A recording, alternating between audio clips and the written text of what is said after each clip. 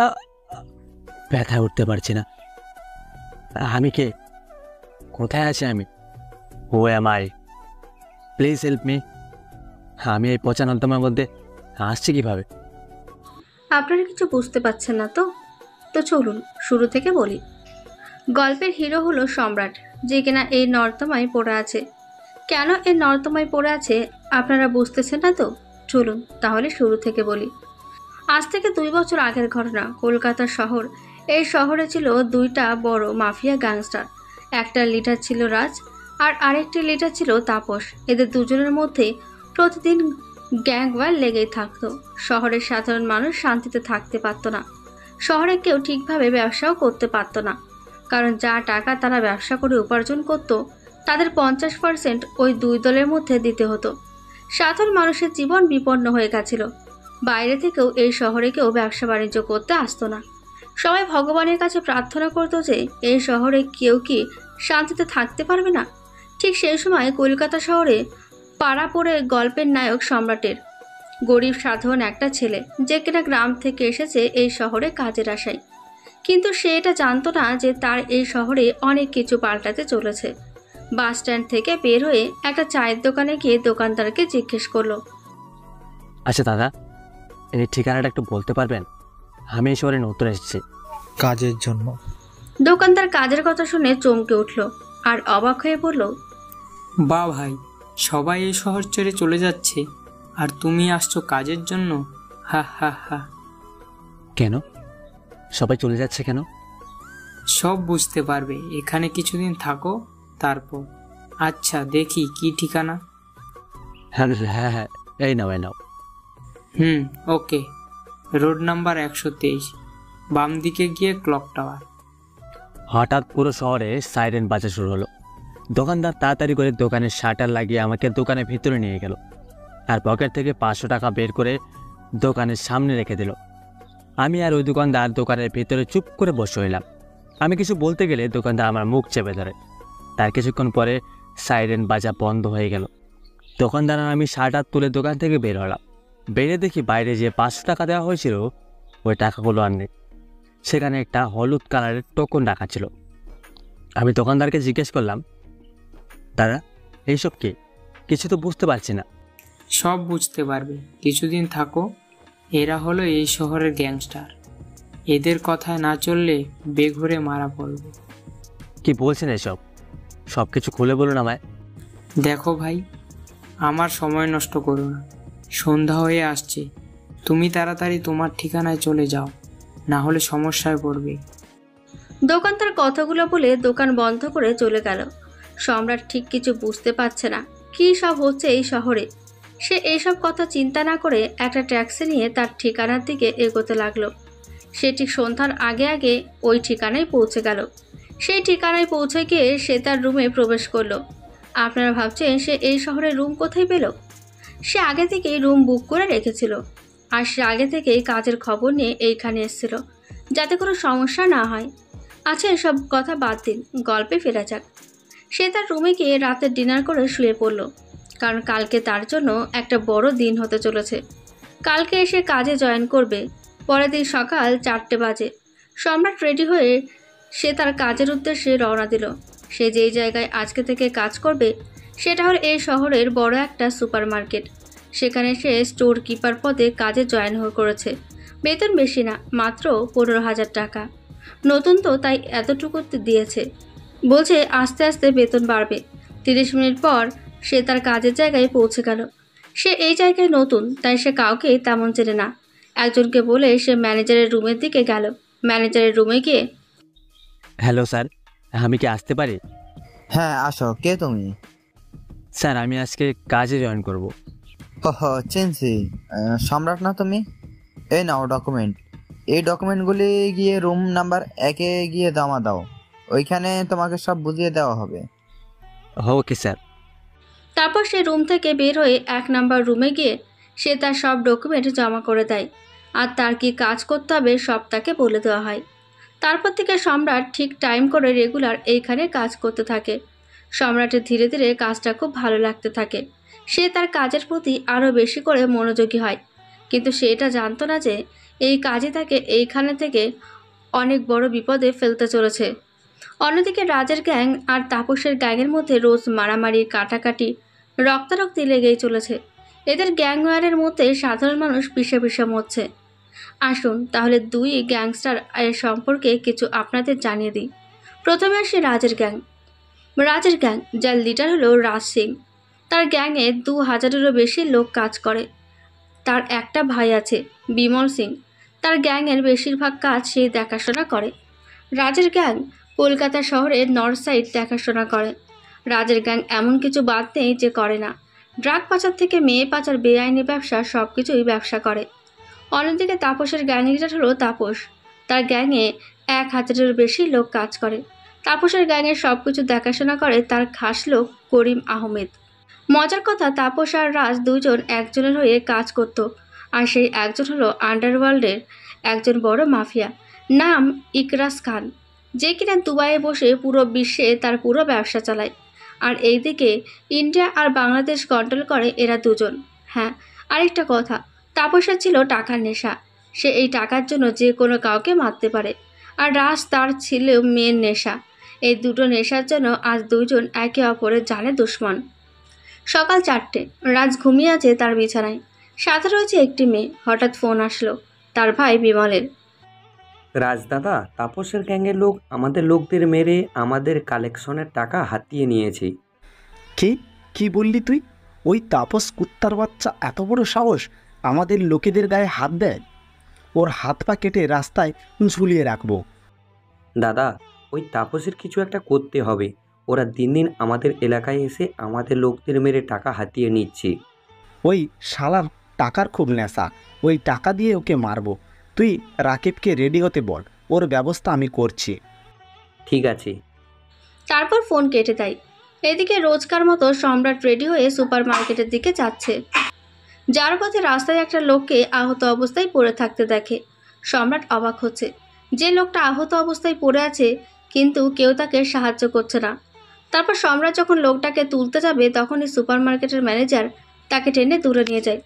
সম্রাট খুব অবাক হয় ম্যানেজারের এমন কাণ্ড দেখে। স্যার, এটা কী করছো? আমাকে হেল্প করতে দাও, না হলে ওই লোকটা মারা যাবে। সম্রাট, আস্তে কথা বলো। ওইদিকে এসো, সব বলছি। স্যার, কি বলবেন আমাকে? ছাড়েন, আমি লোকটাকে হাসপাতালে নিয়ে যাব, না হলে লোকটা মারা যাবে। না, তুমিও ওই লোকটাকে কোথাও নিয়ে যাবে না। কেন? কারণ ও হলো রাজগ্যাংয়ের লোক। ওদের সামনে কেউ কিছু করতে আর বলতে পারে না। যদি কেউ বলে তার ঠিক এমন অবস্থা হয়। সম্রাট ম্যানেজারের কথা শুনে অবাকই হয়। আর লোকটা ওইখানে কিছুক্ষণ পর মারা যায়। তারপর ম্যানেজার আর সম্রাট ওইখান থেকে সুপার মার্কেটে এসে যে যার মতো কাজে চলে যায়। সম্রাট ক্যাশ কাউন্টারে বসে আছে। আজকে তার কেন জানি একদমই ভালো লাগছে না। চোখের সামনে খালি ওই লোকটার রক্তাক্ত চেহারা ভেসে উঠছে। হঠাৎ একটা মেয়ে ক্যাশ কাউন্টারে এসে তাকে ডাকতে লাগলো, কিন্তু ওইদিকে তার কোনো ধ্যান নেই। হ্যালো, এক্সকিউজ মি, এই যে শুনতে পাচ্ছেন? Excuse me. তারপর হঠাৎ তার ধ্যান ভাঙলো আর বলল, হ্যাঁ হ্যাঁ ম্যাডাম বলেন। আপনি কি কানে কালা নাকি? এতক্ষণ ধরে ডাকছি, শুনতে পাচ্ছেন না? যদি কাজ করতে মন না চায় তাহলে কাজ ছেড়ে দিন। সরি ম্যাডাম, হ্যাঁ আমি একটু, বলুন ম্যাডাম। আমার বিলটা করে দিন। ঠিক আছে ম্যাডাম। ম্যাডাম, হ্যাঁ নিন আপনার বিল। ওকে ওকে, গাইয়া কোথাকার। মেয়েটা যাওয়ার সময় কথাটা বলল। সম্রাটের গায়া কথাটা শুনে খারাপ লাগলো, কিন্তু কিছু করার নেই। ভুলটা তো তারই ছিল। আসলে মেয়েটা হলো এই শহরের টপ বিজনেসম্যান রাহুল কুমারের মেয়ে, আর মেয়েটার নাম হলো প্রিয়া কুমার। মেয়েটা একটু অহংকারী, কিন্তু মন থেকে ভালো। প্রিয়া এই শহরের টপ ভার্সিটির মধ্যে 3rd ইয়ারে আইটি নিয়ে পড়াশোনা করছে। আর এইদিকে দিন দিন শহরে মার্ডার, লুটপাট, কালোবাজারি বেড়েই চলেছে। যেন কলকাতার শহর তো নয়, পুরো মাফিয়া শহরে পরিণত হচ্ছে। হঠাৎ একদিন রাত্রিবেলা সম্রাট কাজ থেকে ফেরার সময়টা হবে তখন রাত 8টা বা 8:30 নাগাদ। কয়েকটা ছেলে মিলে একটা মেয়েকে রেপ করার চেষ্টা করছে। ঠিক সেই সময় সম্রাট ওই রাস্তা দিয়ে যাচ্ছিল। তাদের দেখতে পেয়ে সম্রাট ছুটে যায় ওদের কাছে আর বলে, এই যে আপনারা কি করছেন এসব? একটা মেয়েকে এভাবে রেপ করার চেষ্টা করছেন? আপনাদের লজ্জা করে না? ছেড়ে দিন বলছি। এই কে রে তুই? আমাদের কাজে বাধা দিচ্ছিস? জানিস আমরা কার লোক? রাজ ভাই এলো। সে আপনারা যারই লোক হন না কেন, এটা অন্যায়, এটা আপনারা করতে পারেন না। তুই শালা আমাদের আটকাবি? কুত্তার বাচ্চা, তোকে এখানেই মেরে পুঁতে দেব। এই তোরা ধর তো এই শালাকে, কিছু ড্রোস দিয়ে নে। ওই লোকটার কথায় সবাই সম্রাটকে মারতে লাগলো। সেই সুযোগে ওই মেয়েটা পালিয়ে গেল। তখনই ওদের মধ্যে একজন বলল, বস, মেয়েটা পালিয়েছে। কি? সব তোর জন্য হয়েছে। ওই এটাকে মেরে হাত পা ভেঙে এখানেই ফেলে দে। ওই লোকগুলো তখন সম্রাটকে ওইখানে মেরে ওইখানেই ফেলে দিয়ে চলে যায়। সম্রাট ব্যথায় উঠতে পারছে না। বলতে হবে তার ভাগ্য ভালো আছে, তাকে যে জানে মারেনি। কোনো মতে হেঁটে পরে ওই ঘরে গিয়ে ঘুমিয়ে পড়ল। সকালে ফোন করে বলল সে কয়েকদিন কাজে আসতে পারবে না। ম্যানেজারকে সে সত্যি কথাটা বলল না, কারণ সত্যি কথা বললে হয়তো তাকে কাজ থেকে বের করে দিত। আজ 10 দিন পর আবার কাজে যাওয়া শুরু করলো। আর মেয়েটা রোজ ওই সুপারমার্কেট থেকে শপিং করত আর রোজ সম্রাটকে গালাগাল দিত। কিন্তু কেন জানি সম্রাটের মনে ওই মেয়েটার জন্য একটা ভালো লাগা কাজ করছিল। ওর মুখটা দেখলে কেন জানি পুরোটা দিন ভালো যেত ওর। এই ভালো লাগাই হয়তো একদিন ভালোবাসায় পরিণত হবে, কে জানে। সকাল 8টা বাজে। আজ বুধবার, সুপারমার্কেট বন্ধ।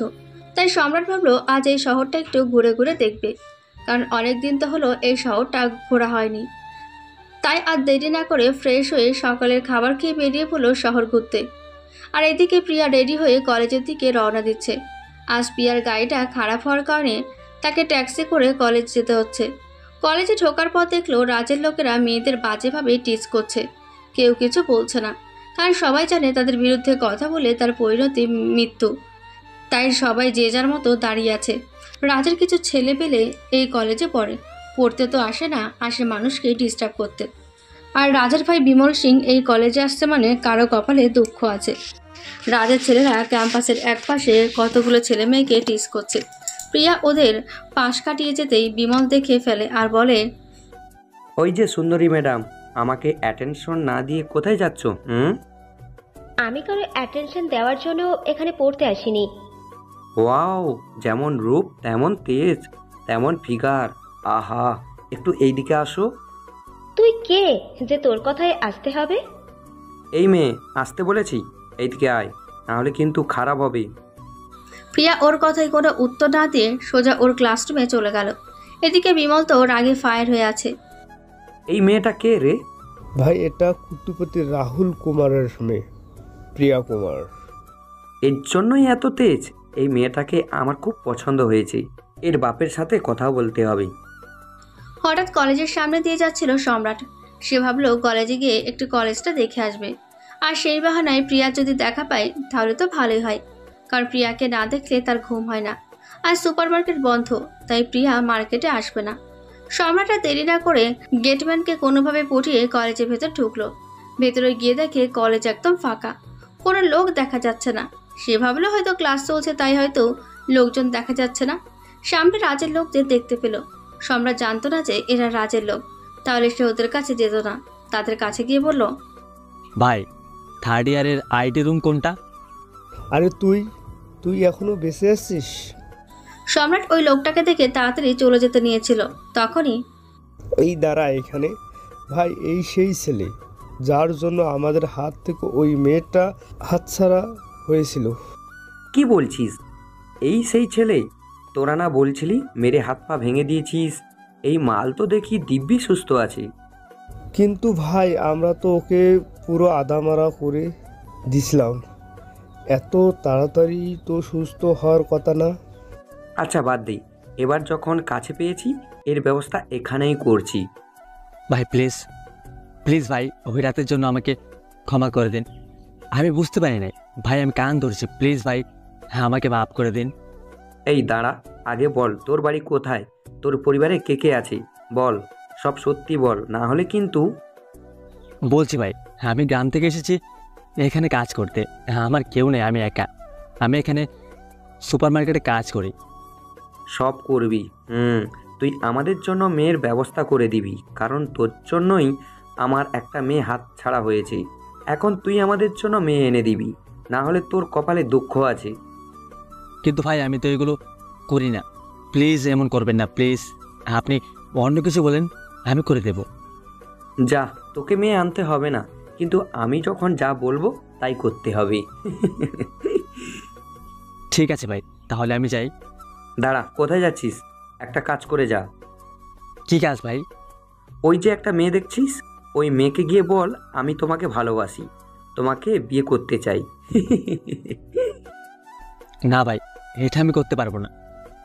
ভাই যেটা বলছে সেটাই কর, না হলে তোর অবস্থা খারাপ আছে। কি আমার মুখের ওপর কথা বলিস? যা বলছি না হলে কিন্তু তোর আজ খবর আছে। সম্রাট না চেয়েও ওই মেয়েটার দিকে গেল। মেয়েটা হলো গ্যাংস্টার তাপসের কারিবি বন্ধুর মেয়ে। বলতে পারো মেয়েটাও গ্যাংস্টার থেকে কম না। আজকে যদি সম্রাট মেয়েটাকে প্রপোজ করে তাহলে মেয়েটা সম্রাটকে মেরেই ফেলবে, কারণ ওর পারমিশন ছাড়া ওর দিকে কেউ তাকাতে পারে না। সম্রাট কিছুটা এগিয়ে আবার ফিরে আসলো আর ওদের কাছে এসে বলল যে, আমি ওই মেয়েটাকে প্রপোজ করবো না। কি তবে রে, এই শালাকে মার, মেরে হাত পা ভেঙে দে। বিমলের কথায় ওর ছেলে পেলে মিলে তাকে মারতে লাগলো। মেয়ের সারা শরীর রক্তে ভিজিয়ে দিল, পুরো মুখে রক্ত লেগে আছে, দেখে কেউ চিনতে পারবে না। হঠাৎ প্রিয়ার নজর পড়লো তার দিকে, দেখলো বিমলের লোক ওকে মেরে রাস্তায় ফেলে দিয়ে যাচ্ছে। প্রিয়া তাড়াতাড়ি এসে তাকে হসপিটালে নিয়ে যায়। প্রিয়া সম্রাটকে চিনতে পারেনি। হাসপাতালে এসে তাকে অ্যাডমিট করিয়ে দিয়ে সেখান থেকে চলে আসে। 4 ঘন্টা পর সম্রাটের জ্ঞান ফিরল। ফিরতে নাসকে সামনে পেল। আমি এখানে কি করে? আমাকে এখানে কে আনলো? একটা ভদ্রমহিলা আপনাকে এখানে ভর্তি করিয়ে দিয়েছে। তাও নাম কে? নাম জানি, কি বলো? ও হ্যাঁ, মনে পড়েছে, প্রিয়া নাম তার। কি? প্রিয়া আমাকে এখানে এনেছে? হ্যাঁ, আপনার নাম কি? কি? আমার নাম প্রিয়া বলেনি। ও তো বললো আপনাকে চিনে না। কি বলছেন? আমাকে চেনে না? আপনি যেই অবস্থায় এখানে এসেছিলেন আপনাকে কেউ চিনতে পারতো না। আচ্ছা, আমি কি এখন বাড়ি যেতে পারবো? আমার অনেক কাজ আছে। হ্যাঁ, কিন্তু আপনাকে কয়দিন রেস্ট করতে হবে। সম্রাট আর কিছুক্ষণ হসপিটালে থেকে ডিসচার্জ নিয়ে বাড়ি ফিরে আসলো। আর বাড়ি ফিরে সে ভাবছে কেনই বা কলেজে গিয়েছিল, যদি না যেত তাহলে আজকে এমন হতো না। এখন সে আর শান্তিতে থাকতে পারবে না, কারণ রাজের লোকেরা তাকে বাঁচতে দেবে না। সে কি করবে ভেবে পাচ্ছে না, কারণ যেখানে সে চলে যাক তাকে রাজের লোক ছাড়ছে না, কারণ তার জন্য তাদের ব্যবসার ক্ষতি হয়েছে। সে ভাবছে পুলিশের কাছে গিয়ে কমপ্লেন করবে। পরে আবার ভাবলো পুলিশ মন্ত্রী সবই তো তাদের পকেটে থাকে, পুলিশের কাছে গিয়েও কোনো লাভ নেই, উল্টে আরও বিপরীত হবে। তাই সে ভাবলো তাদের কথা মতন এই কাজ করবে। এছাড়া আর কোনো রাস্তা নেই, কারণ সে মহাবিপদে পড়ে গেছে। এই মহাবিপদ থেকে বের হওয়ার আর কোনো রাস্তা নেই। যদি ওরা কোনো দিন তাকে ছেড়ে দেয় তাহলে সে এই মহাবিপদ থেকে বের হতে পারবে, এছাড়া আর কোনো উপায় নেই। পরদিন সকালে ঘুমিয়ে আছে, হঠাৎ ফোন আসলো। রিসিভ করতেই, এখনো ঘুমিয়ে আছো? তাড়াতাড়ি ওঠ শালা, আর বাজার থেকে গিয়ে সকালের খাবার নিয়ে আয় যা। কিন্তু আর কোনো কথা বলতে দিল না, ফোন কেটে দিল। সম্রাটের হাতে পায়ে ব্যথা, সে ঠিকমতো উঠতে পারছে না। রাজের ভাই গাড়ি নিয়ে ওর বাড়ির সামনে দাঁড়িয়ে আছে। সম্রাট এক পায়ে লেংড়িয়ে তাদের কাছে গেল আর বলল, ভাই এত সকালে আপনারা? হ্যাঁ, তোর বিয়ে খেতে এসেছি, যা গিয়ে 10 মিনিটের মধ্যেই আমার জন্য খাবার নিয়ে আয়। সম্রাট আর কোনো কথা বলল না, কষ্ট করে গিয়ে 500 টাকা দিয়ে ওদের জন্য খাবার নিয়ে আসে। ওদের কাছে এনে দিয়ে বলে, ভাই এনে। গুড, আমি যখন যেটা বলবো সেটা করবি, না হলে তো দেখলি কাল কি করলাম। আমাকে রাখাস না কিন্তু। কিন্তু আমি তো ঠিকমতো চলতেও পারছি না। হ্যাঁ, আমাকে একটু সময় দেন ভাই। এটা তোর ব্যাপার, তুই কিভাবে ঠিক হবি। আচ্ছা যা, 2 দিন তোর ছাড়, আর ভুলেও এখান থেকে পালানোর চেষ্টা করবি না, তাহলে কিন্তু খুব খারাপ হবে। আমার লোক সবসময় তোর উপর নজর রাখবে। এই চল সবাই। এটা বলে বিমল তার লোক নিয়ে চলে গেল। সম্রাট কি করবে ভেবে পাচ্ছে না। সে একটা বড় সমস্যায় পড়ে গেছে, যেখান থেকে বের হওয়া খুব মুশকিল মনে হচ্ছে। কারণ সম্রাট এই শহর থেকে পালাতেও পারবে না, কারণ পালাতে গেলে তার প্রাণও যেতে পারে। এইভাবে 2 দিন কেটে গেল। আজ সে একটু সুস্থ হয়েছে। রেডি হয়ে সে তার কাজের জন্য বেরিয়ে পড়ল। আর এদিকে প্রিয়া সকাল সকাল সুপার মার্কেটে এসে হাজির। সে 2 দিন থেকে যে ক্যাশ কাউন্টারে যে ছেলেটা থাকে তাকে দেখতে পায় না। সে স্টাফকে জিজ্ঞেস করলো যে এই ছেলেটা কোথায়। তাকে 2 দিন থেকে সে দেখতে পায় না।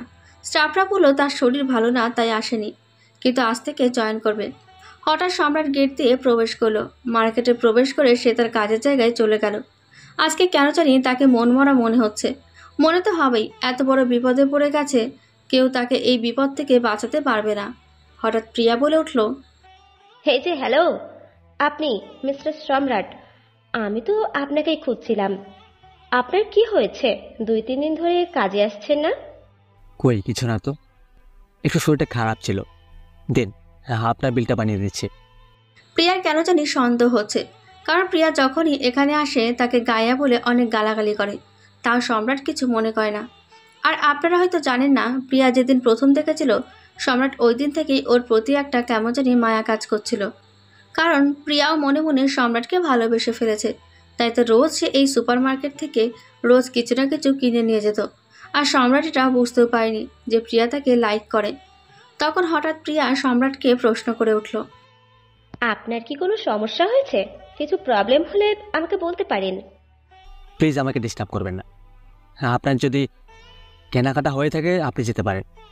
Please madam, please. It's okay, যদি কোনো সমস্যা হয় আমাকে নিশ্চয়ই বলতে পারেন।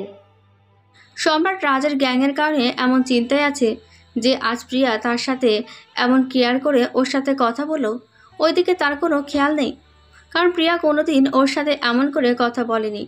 যাই হোক, এত চিন্তার মধ্যে একটু তো মনে শান্তি পেল। যাই হোক, আমার জন্য প্রিয়া এতটা কেয়ার করে আমি তো কোনোদিন বুঝতেই পারিনি। আমি কি সবটাই প্রিয়াকে বলে দেব? ওর বাবা তো বড় ব্যবসায়ী, যদি আমার কিছু হেল্প করতে পারে, হ্যাঁ সবটা বলবো প্রিয়াকে আমি। সম্রাট এসব ভাবছে, তখনই বিমলের ফোন করে 10 মিনিটের মধ্যে অমুক জায়গায় চলে আসতে বলো। সম্রাট তাড়াতাড়ি করে ওর দেওয়ার ঠিকানায় চলে গেল। বিমল যা যা বললো সব করলো। সে কয়েকদিন না ঠিকমতো খেতে পাচ্ছে, না ঘুমোতে পারছে, না কাজ করতে পারছে। বিমলের গোলামি করতে করতে তার জীবন শেষ হয়ে যাচ্ছে। সম্রাট এবার ঠিক করলো সে আর বিমলের কোনো কথা মানবে না, যদি মরতে হয় তাও করবে। সে আর এসব নিতে পারছে না, তাই বাড়ি থেকে বেরিয়ে কলেজের উদ্দেশ্যে রওনা দিল, কারণ এখন বিমল এখানেই থাকবে। এইদিকে, কিরে এখানে মনমরা হয়ে বসে আছিস কেন? কি হয়েছে? আরে তোকে আমি সম্রাটের কথা বলেছি না? হ্যাঁ, ওই সুপার মার্কেটের ছেলেটা যাকে তুই ভালোবাসিস। কেন, কি হয়েছে? ও কি তোকে রিজেক্ট করে দিয়েছে নাকি? না না, ওকে তো আমি বলিনি যে আমি ওকে ভালোবাসি, আর আমি জানি ও আমাকে ভালোবাসে। তাহলেই কি হয়েছে? ওকে বলে দে যে তুই ওকে ভালোবাসিস। ব্যাপারটা এটা না, ওকে কয়দিন ধরে দেখেছি কারোর সাথে ঠিকমতো কথা বলছে না, কাজেও সব দিন যায় না। কিছু তো একটা হয়েছে যে সবার থেকে এড়িয়ে যাচ্ছে, আমার এটা জানতেই হবে। প্রিয়া দেখ ওইদিকে সম্রাট। কোথায়? দেখ ওইদিকে। কিন্তু ও বিমলের ওইখানে কি করছে? ও কি তাহলে ওই গ্যাংস্টারদের সাথে কাজ করে? না না, আমি কি ভাবছি, চল তো সামনে যাই। এদিকে সম্রাট বিমলের সামনে এসে দাঁড়ালো। বাহ, আজকে দেখি ফোন করার আগেই এসে হাজির হয়ে গেছিস। আজকে তোকে অনেক কাজ করতে হবে। আমি আর আপনার কাজ করতে পারবো না, আমাকে ছেড়ে দিন প্লিজ। বিমলের চোখ রাগে লাল হয়ে গেছে, কারণ তার না বলা শব্দটা একদম পছন্দ হয় না। আর সম্রাট তার মুখে না করে দিল, এত বড় সাহস! বিমল রাগে চিল্লিয়ে, তুই করবি না তোর বাপ করবি? আমার কাজ যে করে না তাকে দুনিয়ায় বেঁচে থাকতে দিই না আমি। এই মালটাকে বাঁধ এইখানে, শালাকে এইখানে মারবো আজ। তারপর ওকে বেঁধে ও দলবল মিলে সম্রাটকে মারতে থাকে। সবাই দাঁড়িয়ে দাঁড়িয়ে দেখছে, কারণ কারো কিছু বলার সাহস নেই, কারণ বললেই তো এই হালি হবে। প্রিয়া এটা থেকে দৌড়ে এসে বিমলকে বলতে লাগলো, বিমল প্লিজ ছেড়ে দে ওকে, না হলে ছেলেটা মরে যাবে। সবাই প্রিয়ার কথা শুনে অবাক, কি এই মেয়ে সামান্য একটা গাইয়া ছেলেকে বাঁচাতে বিমলকে অনুরোধ করছে। বা ফুলটুসির দেখি প্রেম জেগেছে। এই তোরা ধর এই মেয়েকে, আর এই শালাকে মেরে নর্দমায় ফেলে দিয়ে আয়। এই কথা বলে বিমল চলে গেল, আর সম্রাটকে ও দলবল মিলে মারতে লাগলো। মারতে মারতে একদম আধমরা করে দিল, সারা শরীর থেকে রক্ত বেরোচ্ছে। এমনই অবস্থা হয়েছে যে মনে হয় না সম্রাট আর বাঁচতে পারবে। আর এইদিকে প্রিয়া চিল্লিয়ে চিল্লিয়ে কান্না করেই যাচ্ছে, কিন্তু কেউ তো আর ওদের বিরুদ্ধে যাবে না। কিছুক্ষণ মারার পর সম্রাট জ্ঞান হারিয়ে ফেলে। তারপর ওকে গাড়ি করে নিয়ে গিয়ে রাস্তার এক ম্যানহোলের ভেতরে ফেলে দিয়ে আসে। এই ছিল ব্যাক স্টোরি। তার 5 ঘন্টা পর সম্রাটের জ্ঞান ফিরল। সে নিজেকে চিনতে পারছে না। সে এই জায়গায় আসলো কিভাবে? হঠাৎ একটা লোক ম্যানহোলের ভেতর থেকে কিছু আওয়াজ শুনতে পায়। লোকটার কাছে গিয়ে দেখে একটা লোক ম্যানহোলের ভেতর থেকে তাকে উদ্ধার করার জন্য আওয়াজ দিচ্ছে। তারপর লোকটা সম্রাটকে কিছু লোকের সাহায্য নিয়ে তাকে ম্যানহোল থেকে নিয়ে গিয়ে তার বাড়ি নিয়ে যায়। সেখানে সম্রাটের চিকিৎসা চলে। 5 দিন পর তার জ্ঞান ফেরে। জ্ঞান ফেরার পর সেই লোকটাকে সম্রাট দেখতে পায়। তখন বলে, আচ্ছা, আপনি কে? আর আমি এখানে আসলাম কিভাবে? তোমাকে আমি একটা নর্দমা থেকে উদ্ধার করেছি। তোমার অবস্থা খুব খারাপ ছিল। আজ 5 দিন পর তোমার জ্ঞান ফিরল। কিন্তু আমি নর্দমায় কিভাবে? আর এটা কোন জায়গা? জানি না, হয়তো তোমাকে কেউ মেরে ওই নর্দমায় ফেলে দিয়েছে। তুমি কি বাবা? তোমার নাম কি? আমার নাম সম্রাট। আমি তো ঢাকায় থাকি। এটা কোন জায়গা? এটা কলকাতা শহর, ইন্ডিয়া। কি? আমি ইন্ডিয়া কি করে আসলাম? হঠাৎ সম্রাট আবার বেহুশ হয়ে পড়ল। লোকটা বুঝতে পারল এই ছেলের পেছনে অনেক বড় শত্রু আছে। আর এদিকে 6 দিন পার হয়ে গেল। প্রিয়া না ঠিক মতো খাওয়া দাওয়া করছে, না ঘুমোচ্ছে। ও সারাদিন মনমরা হয়ে বসে আছে আর শুধু সম্রাটের কথা ভাবতে থাকে। ওর বিশ্বাস সম্রাট এখনো বেঁচে আছে। হঠাৎ প্রিয়ার বন্ধু রিমি ওর রুমে আসলো। কিরে, এইভাবে আর কতদিন? এখন চল একটু বাইরে থেকে ঘুরে আসি, তাহলে তোর মনটা ভালো লাগবে। জানিস রিমি, আমার মনে সম্রাট এখনো বেঁচে আছে। ও নিশ্চিত আসবে ফিরে, দেখিস তুই। হ্যাঁ, আরও তাই মনে হচ্ছে। কিন্তু তুই নিজে হালটা দেখ না, ঠিক মতন খাওয়া দাওয়া করিস না, ঘুমাচ্ছিস। এভাবে চলে তো শরীর তো খারাপ হয়েই যাবে, তাই না? না, সম্রাট না সব দিয়ে কিছুই খাবো না। প্রিয়া সম্রাটের কথা ভাবতে ভাবতে পাগলের মতো হয়ে গেছে। ও সম্রাটের এইভাবে মরাটা মেনে নিতে পারছে না। এদিকে রিমি তাকে সম্রাটের ঘর থেকে বের করে আনার জন্য প্রিয়াকে বলে যাচ্ছে যে সম্রাট এখনো বেঁচে আছে। প্রিয়া, তুই যদি এরকম করিস তাহলে কিভাবে হবে বল? তুই কি চাস না সম্রাট ফিরে আসুক? ওর জন্য তো তোকে সুস্থ থাকতে হবে, তাই না? তোর বাবাও তোর এমন অবস্থা দেখতে পারছে না। প্লিজ চল, খাবি চল। রিমির কথায় প্রিয়া কিছুটা ভাবলো। ও তো ঠিকই বলেছে। তার জন্য তার বাবা কষ্ট পাচ্ছে। তার এই দুনিয়াতে তার বাবা ছাড়া আর কেউ নেই। সে চায় না তার বাবাকে কষ্ট দিতে। তারপর রিমির কথায় রাজি হয়ে নিচে খেতে চলে যায়। আবার ধীরে ধীরে সে তার নর্মাল লাইফে ফিরে আসছে। রেগুলার কলেজে যাচ্ছে, বন্ধুদের সাথে আড্ডা দিচ্ছে, ঠিকমতো খাওয়া দাওয়া করছে। কিন্তু তার মনের মধ্যে এখনো সম্রাটের প্রতি ভালোবাসার টান এখনো আছে। যখনই তার কথা মনে করে ওর চোখ দিয়ে জল চলে আসে। এভাবে চলতে চলতে 1 মাস হয়ে গেল। প্রিয়াও এখন সম্রাটের কথা প্রায় ভুলে গেছে। সে তার জীবন নর্মালি পরিচালনা করছে। এদিকে তাপসের গ্যাং লিডার আর ওর খাস লোকের মধ্যে কথাবার্তা হচ্ছে। করিম, মাল ডেলিভারি কি জায়গা মতো পৌঁছে গেছে? হ্যাঁ বস, সব পৌঁছে গেছে। শুধু লন্ডনের ট্রাক ডেলিভারি একটু সমস্যা হচ্ছে। কি সমস্যা? আমরা যেই পোর্ট থেকে ডেলিভারি দেব ওই জায়গায় রাজের গ্যাং কবজা করে আছে। এই শালা রাজকে তো আমি দেখে নিব। ওর জন্য আমার অনেক টাকার লোকসান হয়েছে। এই লন্ডনের পার্সেলটা বাংলাদেশ থেকে সেন্ড করো। ওকে বস। জান্নাত কোথায়? একটু ডেকে দে, বল আমি ডাকছি। কাকা, আমায় ডেকেছিলেন? তুই কলেজে যাবি না? হ্যাঁ যাব তো। কেন? ওইদিকে সবকিছু কন্ট্রোলে আছে তো? হ্যাঁ কাকা, সব কন্ট্রোলে আছে। আর কিছুদিনের মধ্যে পুরো ইউনিভার্সিটি আমাদের কন্ট্রোলে আসবে।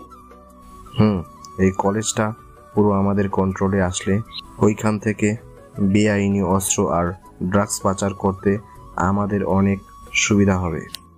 আচ্ছা, তুই যে বলেছিলি রাজের ভাই একটা গাইয়া ছেলেকে মেরে ফেলেছিল।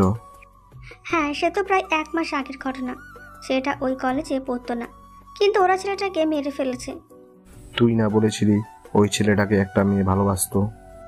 হ্যাঁ, এই শহরে কোটিপতির মেয়ে, প্রিয়া কুমার। ওই মেয়েটাকে আমাদের কাজে লাগাতে হবে। এই দিক থেকে সাপোর্ট পেলে আমরা টাকা প্লাস কলেজ দুটোই পাবো। বা কাকা, তোমার বুদ্ধি আছে বলতে হবে। যা, আজ থেকে কাজে লেগে পড়। এই শহরে শুধু আমি রাজ করব, আর কেউ না। তারপর তারপর তার কাকার কথাই কাজে লেগে পড়ে। জান্নাত রোজ কলেজে যাওয়া শুরু করে আর ধীরে ধীরে প্রিয়ার সাথে ভালো বন্ধুত্বে পরিণত হতে থাকে। বিমল এসব দেখে, তার দিন দিন রাগ বাড়তে থাকে। সে মনে মনে আন্দাজ করে যে জান্নাত কোনো প্ল্যান করতেছে, কারণ আগে কখনো সে প্রিয়ার সাথে এমন বন্ধুত্ব দেখেনি। সে তার ছেলেপেলেকে সাবধান করে দেয়। আর প্রিয়ার জান্নাতের সাথে বন্ধুত্ব করার একটাই লক্ষ্য, যে সে বিমলকে তার পাপের শাস্তি দিতে পারে। আর জান্নাতের সাথে থাকলে আরেকটা ফায়দা আছে, বিমলের লোক ওর ধারে কাছেও আসবে না। সম্রাট বিছানায় শুয়ে। এখন সে সুস্থ, কিন্তু তার এই 2 বছরের কোনো কথা মনে নেই। কিন্তু তার আগের সব কথা মনে আছে। কিভাবে সে তার স্মৃতি হারালো, কিভাবে সে ঢাকা থেকে কলকাতায় আসলো, তার এইসব কিচ্ছু মনে পড়ছে না। সে তার রুম থেকে বাইরে আসলো। চারিদিকে শুধু গাছ আর গাছ। হ্যাঁ, ঠিকই ধরেছেন, সে একটা জঙ্গলের মধ্যে আছে। এখানে তার ট্রিটমেন্ট চলছে প্রায় 30 দিন ধরে। এখন সে প্রায় সুস্থ। হঠাৎ ওই লোকটা বলল, কেমন লাগছে এখন? I am good now. কিন্তু আপনি আমাকে এখানে কেন ট্রিটমেন্ট করলেন? সেটা না হয় একদিন পরে বলবো। কেন? যখন সময় আসবে সব জানতে পারবে। আচ্ছা, তোমার এই 2 বছরের মধ্যে যা ঘটেছে তার মধ্যে কিছু কি মনে পড়েছে? না স্যার, কিচ্ছু মনে পড়ছে না। ওকে, এত জোর দিও না মাথায়। এমনিতেই তোমার মাথায় চোট পাওয়ায় ব্রেন ভালো ড্যামেজ হয়েছে। কিছুদিন সময় দাও, সব মনে পড়ে যাবে আর তুমি পুরোপুরি সুস্থ হয়ে যাবে। আমি কি এখন বাড়ি যেতে পারবো? হ্যাঁ, আমি আর তোমাকে আটকাবো না। যাও, তুমি আজ থেকে ফ্রি। থ্যাংক ইউ আমার প্রাণ বাঁচানোর জন্য। এটা আমার কর্তব্য। তাহলে আমি আসি। যদি ভাগ্য আমাদের মিলায় তাহলে নিশ্চয়ই আবার দেখা হবে। সম্রাট কথাগুলো বলে চলে গেল শহরের উদ্দেশ্যে। সে এই শহরে কিভাবে আসলো, কে তাকে মারলো, তাকে বের করতেই হবে। ওর কাছে যে মোবাইলটা ছিল ওইটা দিয়ে সে তার ওই ঠিকানায় গেল যেখানে সে থাকতো। সে ট্যাক্সি করে ওই ঠিকানায় চলে আসলো। তারপর সম্রাট তার রুমের দিকে গেল। গিয়ে দেখে রুমে তালা দেওয়া। সম্রাট তার পকেট চেক করতে লাগলো। তারপর তার পকেট থেকে একটা চাবি বেরোলো। ওই চাবিতে দরজা খুলে সে ওই রুমে ঢুকলো। রুমে ঢুকে সব জায়গায় খুঁজতে লাগলো এমন জিনিস যেটা দিয়ে সে জানতে পারবে তাকে কে মেরেছে বা কেন সে এই জায়গায় আসলো, তার যদি কোনো ক্লু পাওয়া যায়। রুম পুরো তন্ন তন্ন খুঁজেও সে কিছু পেল না। শুধু একটা কাগজে একটা লেখা দেখতে পেল। কাগজটায় লেখা ছিল প্রিয়া, আর সাথে কলকাতা ইউনিভার্সিটির নাম। এদিকে লন্ডনের বড় মাফিয়া গ্যাংস্টার মার্শাল, যে পুরো বিশ্বে বড় বড় ড্রাগস, আর্মস, মেয়ে পাচার, সন্ত্রাসীদের কাছে অস্ত্র কেনা বেচা, এমন কিছু কালো কাজ নেই যে করে না। তাকে পুরো বিশ্বের মোস্ট ওয়ান্টেড লিস্টে টপ 5-এ রাখা হয়েছে। তার ঠিকানা কেউ জানে না। সে কোথায় থাকে, কি করে, কেউ বলতে পারে না। তার মুখও আজ পর্যন্ত কেউ দেখেনি, শুধু কয়েকজন ছাড়া। কলকাতার 2 গ্যাংস্টার ও মার্শাল হয়ে কাজ করছে, কিন্তু তাপস আর রাজ আজ পর্যন্ত মার্শালের চেহারা তো দূরের কথা, ওদের সাথে কথা বলেনি। কিন্তু ওদের মনে হয় ভাগ্য ঘুরতে চলেছে। শুনতে থাকুন কি হয়। মার্শালের সেক্রেটারি মার্শালের সামনে এসে, বস, আমাদের ঠিকানা সিআইডি কিভাবে যেন পেয়ে গিয়েছে। কি বলিস এসব? আমার ঠিকানা লিক করবে এমন সাহস কার আছে? বস, এইটা মনে হয় আমাদের মধ্যেই কেউ একজন করেছে। শালা গাদ্দারকে খুঁজে বের কর। আমার সাথে গাদ্দারের ফল তো জানিসই কি হয়। হ্যাঁ বস, তার আগে আমাদের আজকে এখান থেকে কোথাও গিয়ে লুকাতে হবে। কোনো একটা সেফ জায়গা দেখ, যেইখানে একটু সেফ থাকা যাবে। তারপর ওই শালাকে দেখব। বস, একটা জায়গা আছে কলকাতা, ওইখানে সব ব্যবস্থা করে রাখছি। আর এটা আমি কাউকে বলিনি যে আমরা কোথায় যাব। একদম ঠিক করেছিস। এখন কাউকে বিশ্বাস নেই। তোকে স্যার আমি কাউকে বিশ্বাস করতে পারছি না। যার ব্যবস্থা কর, আমরা এক্ষুনি বেরোবো। ঠিক আছে বস, চলেন। তারপর তারা বেরিয়ে পড়লো কলকাতার উদ্দেশ্যে। মার্শালের অ্যাসিস্ট্যান্ট সেম আগে থেকেই রাজের সাথে কথা বলে রেখেছিল সে তারা আসছে, কিন্তু মার্শাল যে আসবে এটা বলেনি। মার্শাল কলকাতা আসলো, কিন্তু সে তার পরিচয় গোপন করলো, কারণ সে চায় না তার আসল পরিচয় সামনে আসুক। এমনিতে তার পেছনে বিশ্বের প্রায় 50টা দেশের পুলিশ তার পেছনে পড়ে আছে। এদিকে সম্রাট বেরিয়ে পড়লো সেই কাগজের লেখাটা নিয়ে। তাকে জানতেই হবে যে প্রিয়াটা কে, ওই কলেজে কি হয়েছিল। নিশ্চয়ই ওই কলেজে গেলে তার প্রশ্নের উত্তর সে পেয়ে যাবে। সে এই জায়গায় কিভাবে আসলো, কারণ তার যে কিছুই মনে পড়ছে না। অচেনা এক লোকের কাছে ঠিকানা নিয়ে ট্যাক্সি করে সে কলকাতা ইউনিভার্সিটির গেটের সামনে এসে দাঁড়ালো। কেন জানি তার মনে হচ্ছে এই জায়গায় নিশ্চয়ই কিছু হয়েছে। কলেজটা খুব শান্ত আজ, কারণ কাউকে কলেজ ক্যাম্পাসে দেখা যাচ্ছে না। শুধু রাজের কয়েকটা ছেলেপেলে বসে আড্ডা দিচ্ছে। সম্রাট আর দেরি না করে ভার্সিটির ভেতরে পা বাড়ালো। আজকে সম্রাটকে অনেকটাই অন্যরকম লাগছে। আগের যে সম্রাট ছিল সে ছিল গাইয়া, কিন্তু যে সম্রাট আছে সে পুরো হিরোর মতো লাগছে। কলেজের ভেতর ঢুকতে সে রাজের লোকদের দেখতে পায়। সে আর জানে না যে এই লোকগুলোই তাকে মেরেছে। সম্রাট ওদের কাছে গিয়ে বলে, এক্সকিউজ মি দাদা, আপনি কি বলতে পারবেন এই কলেজে প্রিয়া নামে কে আছে? রাজার ছেলেপেলেরা হঠাৎ সম্রাটকে দেখে আচমকা ভয় পেয়ে যায়। ওরা তাড়াতাড়ি করে সেখান থেকে পালিয়ে বিমলের ক্লাসরুমে গিয়ে বলতে থাকে, বিমল ভাই, সম্রাট ভাই, সম্রাট ভাই। কি হয়েছে? কি হয়েছে বল। ভাই সম্রাট এই কলেজে। তোরা কি আজকে গ্যাঁজা একটু বেশি খেয়েছিস নাকি?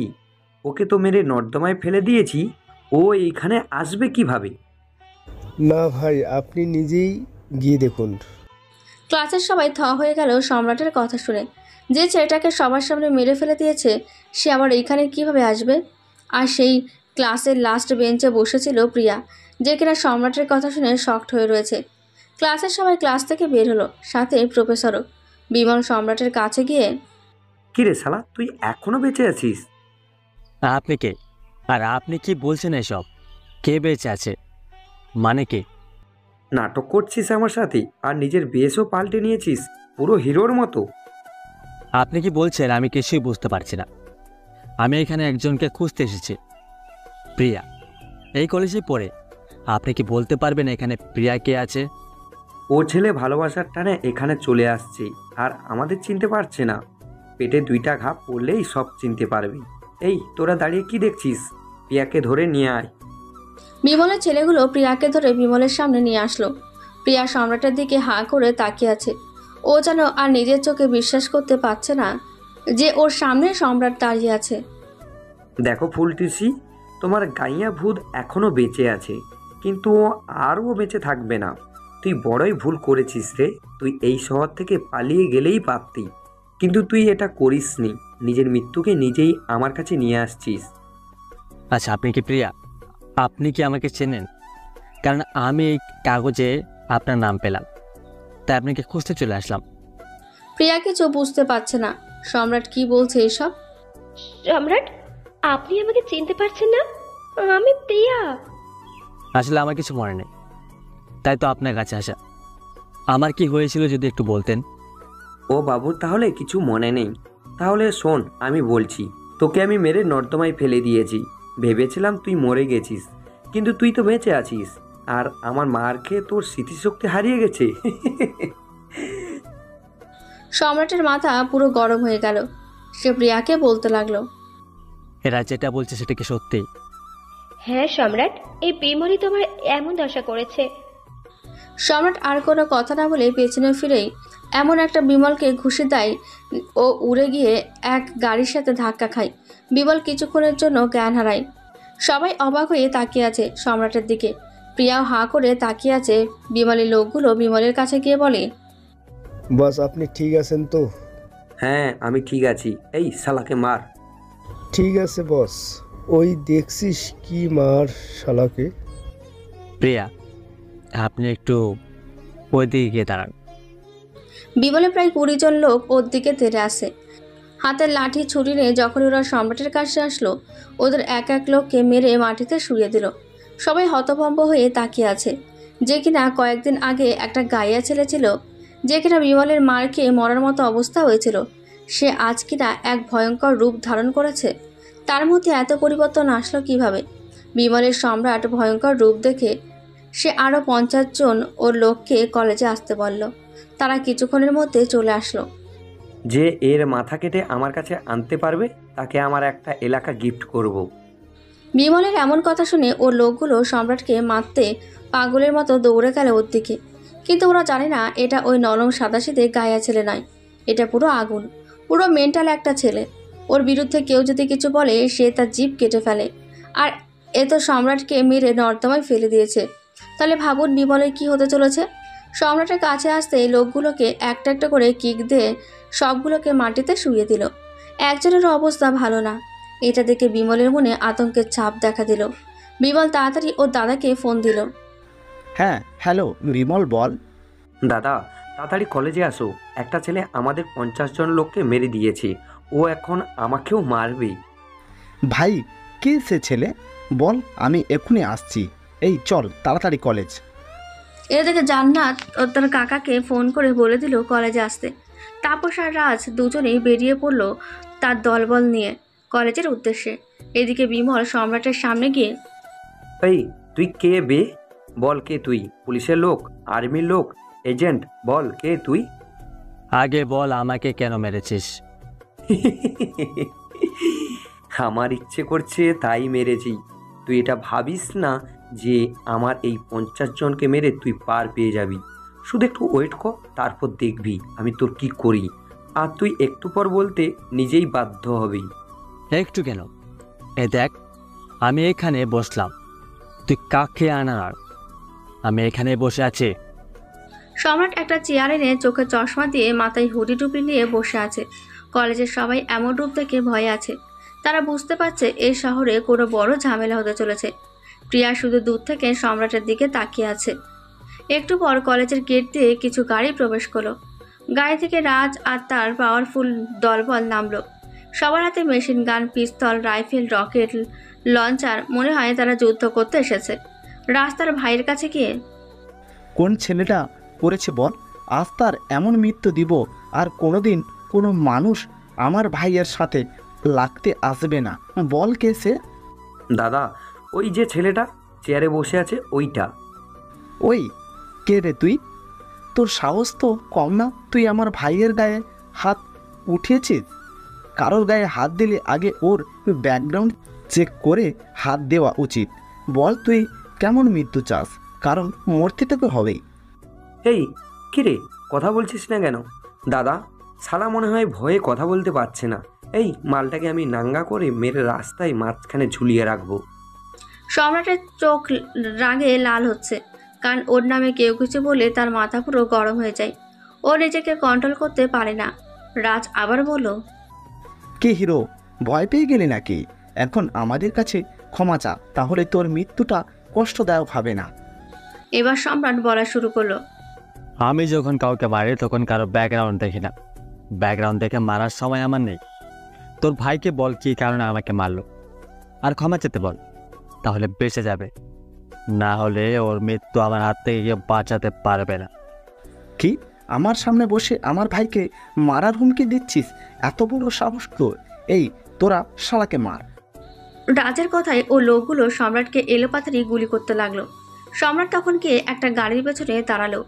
ওদের গুলি যখন শেষ হয়ে গেল তখন ওদের কয়েকজনকে মেরে বিমলের কাছে গেল। এখনো বল কেন মেরেছিস, তাহলে বেঁচে যাবে। তোকে আমি ভয় পাই নাকি? এবার তো শুধু তোকে মেরেছি, তারপর তোর পুরা পরিবারকে খালাস করব। সম্রাট এই কথাটা শুনে রাগের উপর থেকে কন্ট্রোল চলে গেল। ও পেছন থেকে বড় একটা কালো তরোয়াল বের করে বিমলের মাথাটা এক কোপে কেটে দিল।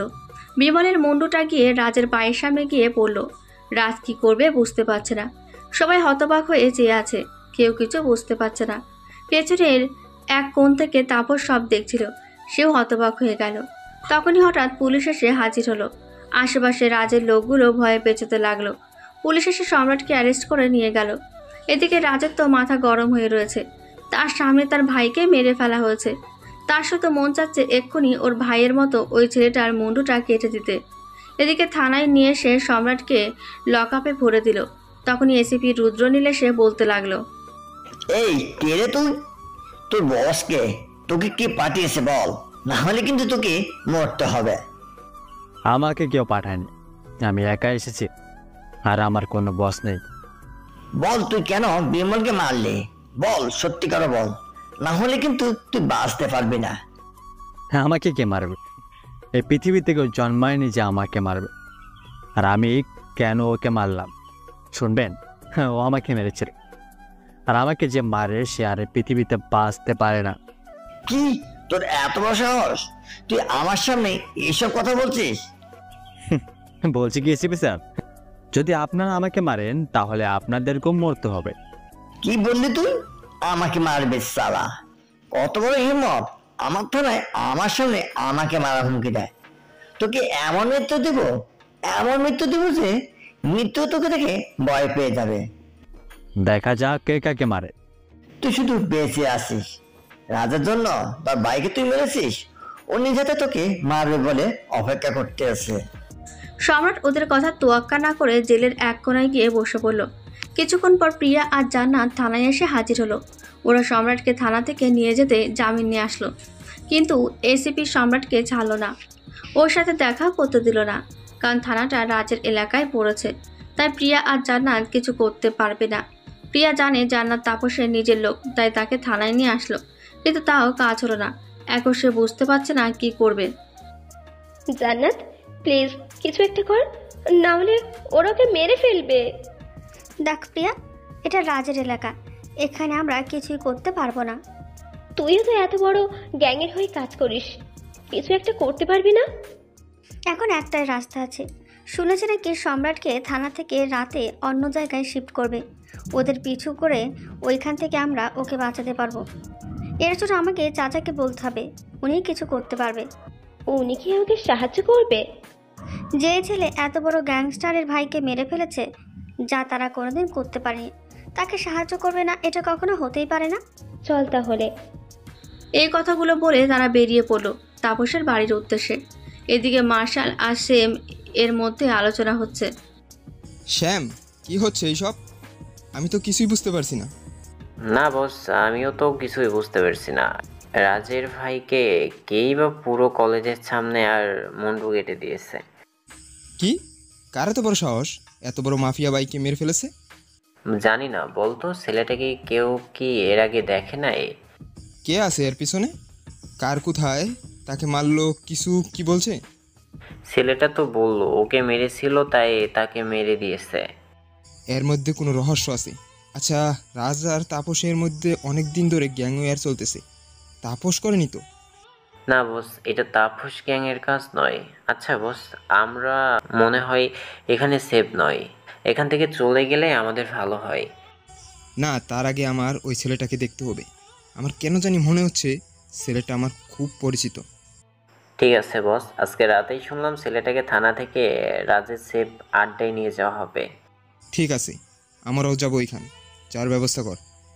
ওকে বস। মার্শালের কথায় ওর সেক্রেটারি ওই সেফ হাউস যাওয়ার ব্যবস্থা। এদিকে প্রিয়া আর জান্নাত ও চাচা তাপসের কাছে গিয়ে সব কিছু খুলে পেল। সব কিছু শুনে তাপস রাজি হলো সম্রাটকে বাঁচাতে। এদিকে রাজ তার দলবল নিয়ে সেফ হাউসে বসে আছে। তার চোখে শুধু দেখা যাচ্ছে প্রতিশোধের আগুন। সে শুধু ভাবছে কখন তাকে মারবে, কিন্তু সে তো সম্রাটকে থানায় মারতে পারত, তাহলে কেন মারল না? তার মনে হচ্ছে এর পেছনে কারো না কারো হাত রয়েছে। সে সেটা জেনে তাকে মারবে, তা আবার সবার সামনে, যাতে ভবিষ্যতে কেউ তার দিকে আঙুল না উঠাতে পারে। তাপসও কয়েকজন নিয়ে বেরিয়ে পড়ল। থানা থেকে সম্রাটকে নিয়ে গাড়ি করে বেরিয়ে পড়ল সেফ হাউসের দিকে। সাথে আছে এসিপি আর রাজের দলবল। তাদের পিছু করতে লাগলো তাপস। কিছুক্ষণ পর পুলিশের গাড়ি সেফ হাউসে প্রবেশ করলো। সম্রাটকে গাড়ি থেকে নামানো হলো। তাকে এতই মার মেরেছে যে রক্তে তার মুখ ঠিকমতো বোঝা যাচ্ছে না। দূর থেকে তাপস, প্রিয়া আর জান্নাত দেখছিল। প্রিয়া তাকে বাঁচাতে বললে তাপস বলল, এখানে আমি কিছু করতে পারবো না, এখানে অনেক লোক আছে। আমার মনে হয় এখন তাকে মারবে না, কারণ রাজকে আমি চিনি। কিন্তু ওকে যদি মেরে ফেলে তাহলে? না, তার ভাইকে সবার সামনে মেরেছে, সেও তাকে সবার সামনে মারবে। তুমি আমাকে ওই ছেলেটার সম্পর্কে যা জানো সব খুলে বলো। তারপর তাকে প্রিয়া সবকিছু খুলে বলল। তাপস কিছুটা শুনে কিছুটা বিস্মিত হলো। এদিকে রাজ সম্রাটকে মেরে যাচ্ছে আর বলছে, বল শালা, তোর পেছনে কে আছে? যদি বাঁচতে চাস তাহলে এখনো সময় আছে। আমি জানি তুই আমাকে বাঁচতে দেবে না, আর তুই আমাকে এখানে মারবি না, সবার সামনে মারবি, যাতে তোর খিলাফ কেউ কিছু বলতে না পারে। তোর প্রশ্নের উত্তর তুই কাল পাবি, তাও সবার সামনে। রাজ নিজের রাগ কন্ট্রোল করে চেয়ার থেকে উঠে দাঁড়ালো আর সেখান থেকে চলে গেল। পেছন থেকে মার্শাল দাঁড়িয়ে সব দেখছিল, কিন্তু ছেলেটার মুখ স্পষ্ট বোঝা যাচ্ছে না। যা হবার কালকে হবে। কে সেই ছেলে, কে তাকে পাঠিয়েছে, সব কালকে জানতে পারবেন। এই কথাগুলো শুনে তাপসও তার লোকজন নিয়ে চলে গেল। মার্শালও চলে গেল। সবাই শুধু অপেক্ষায় আছে কালকের দিনটার জন্য। সম্রাটের হাত পা বেঁধে চেয়ারের সাথে রাখা হলো। সেও শুধু কালকে সকালের অপেক্ষায় কি হতে চলেছে কালকে দেখতে পাবেন। পরের দিন সকাল 10টা, পুরো শহরে অ্যালার্ম বাজিয়ে দেওয়া হলো। এই অ্যালার্মটা একটু অন্য ধরনের। আসলে 2 ধরনের অ্যালার্ম দেওয়া আছে। একটা হলো ইয়েলো সাইরেন, যেটা আপনারা গল্পের প্রথমে শুনতে পেরেছিলেন, ওটা হলো প্রতিরক্ষা অ্যালার্ম। আরেকটা হলো রেড অ্যালার্ম, যেটা এখন বাজানো হলো, যার মানে কোনো বড় কিছু হতে চলেছে, যার মানে সবাইকে এক জায়গায় জড়ো হতে হবে, সব কিছু বন্ধ থাকবে, অফিস, কলেজ, স্কুল, বাস, ট্রেন সব জায়গা পুরো বন্ধ করে দেওয়া হয়েছে। তার মানে এই হলো যে এই শহর থেকে কেউ বের হতে পারবে না, আর কেউ আসতেও পারবে না। পুরো শহরকে সিল করে দেওয়া হয়েছে। শহরে সবার মনে শুধু আতঙ্কের ছাপ, কারণ তারা বুঝতে পারছে না যে কি হতে চলেছে, কি বিপদ আসছে তাদের ওপর। শহরের বড় বড় মাফিয়া, গ্যাংস্টার যারা রাজের হয়ে কাজ করে, সবাই হাওড়া স্টেশনের সামনে এসে হাজির হলো। তার কিছুক্ষণ পর রাজও তার লোকজন এসে হাজির। সাথে আসলো মার্শাল আর শ্যাম। তাপস ও তার লোকজন রেডি করে রাখলো সম্রাটকে বাঁচানোর জন্য। যে করেই হোক তাকে বাঁচাতে হবে। শহরের সাধারণ মানুষ গোল করে এক জায়গায় দাঁড়িয়ে আছে। মাঝখানে একটা চেয়ার রাখা আছে। চতুর্দিকে লাজের লোকেরা বন্দুক নিয়ে দাঁড়িয়ে আছে। সেই সাধারণ মানুষের ভিড়ে তাপস তার দলবল ছদ্মবেশে লুকিয়ে আছে। প্রিয়া আর জানাতো বিল্ডিংয়ের ছাদ থেকে সব দেখছিল। তার কিছুক্ষণ পর সম্রাটকে এনে এই চেয়ারটায় বসিয়ে বেঁধে দেওয়া হলো। ওর মুখ কাপড় দিয়ে ঢাকা, কেউ বুঝতে পারছে না যে কে এই লোক, কিন্তু সবাই আন্দাজ করতে পারছে যে এটাই সেই ছেলে যে তার ভাইকে মেরেছে। হঠাৎ রাগী গলায় রাজ বলা শুরু করলো, সবাই শুনে রাখো, একদম কান খুলে শুনে রাখো, কেউ যদি আমার বিরুদ্ধে যায় তার কি অবস্থা করি আমি আজ এই শহরে সবাই দেখবে। এই যে চেয়ারে বাঁধা ছেলেটা আমার ভাইকে মেরেছে, আজ তার এমন অবস্থা করব যা দেখে আমার সাথে কেউ লাগতে আসলে 1000 বার ভাববে এই ছেলে আমার ভাইয়ের মাথা কেটেছে, আজ আমি ওর মাথা কেটে এই জায়গায় ঝুলিয়ে রাখবো। হঠাৎ সম্রাট তার কথা শুনে হাসতে লাগলো। এই তুই হাসছিস কেন? হেসে না, আর তো কিছুক্ষণ তারপর তো তুই উপরে।